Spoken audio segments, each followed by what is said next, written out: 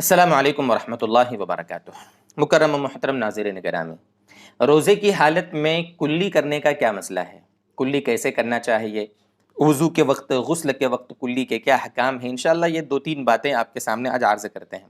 پہلی بات تو یہ ہے کہ اللہ کے نبی صلی اللہ علیہ وسلم نے جو وضو کو کامل بنانے کا حکم دیا ہے، تو اسباغ الوضو کا جو لفظ آیا ہے یا اکمال الوضو وغیرہ وغیرہ، ابلاغ کا لفظ بھی آیا ہے، تو مکمل پورے آداب اور سنن کی رعایت کرتے ہوئے وضو بنانا چاہیے۔ یہ اسی کو کہتے ہیں کہ وضو کو مکمل اچھی طرح بنانا، اور اس میں کلی بھی شامل ہے۔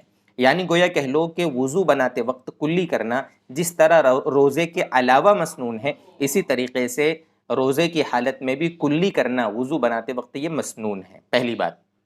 اور غسل کرتے وقت جس طرح کلی کرنا فرض ہے، ہمارے یہاں ہم حنفی لوگ ہیں، امام اعظم ابو حنیفہ رحمۃ اللہ علیہ کی تقلید کرتے ہیں، تو جس طرح غسل کے وقت روزے کے علاوہ، روزے میں نہیں ہیں ہم، بغیر روزے میں جس طرح کلی کرنا غسل کے وقت فرض ہے، اسی طریقے سے روزے کی حالت میں ایک بھی اگر ہم غسل کر رہے ہیں، غسل اگر فرض ہو گیا ہے، واجب ہو گیا، اور ہم غسل کر رہے ہیں، تو غسل کے وقت کلی کرنا فرض ہے، چاہے ہم روزے میں ہیں یا روزے میں نہیں ہیں۔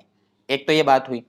اب جب ہم کلی کریں گے تو اس کا بہت دھیان رکھنا ہے کہ وضو بنا رہے ہوں یا غسل کر رہے ہوں، اگر روزے کی حالت میں ہے تو کلی کرنے میں مبالغہ نہیں کرنا چاہیے۔ مبالغے کا مطلب یہ ہے کہ بہت زیادہ اہتمام سے اس طریقے سے کلی کرنا کہ پانی حلق میں جانے کا ڈر ہو، اس طریقے سے کلی نہیں کرنا چاہیے۔ اگر کلی کرتے وقت حلق میں پانی چلا گیا اور روزہ ہمیں یاد تھا اور حلق میں پانی چلا گیا، اگر ایک قطرہ بھی حلق کے نیچے اتر گیا تو ہمارا روزہ ٹوٹ جائے گا، اس کا ہمیں دھیان رکھنا ہے۔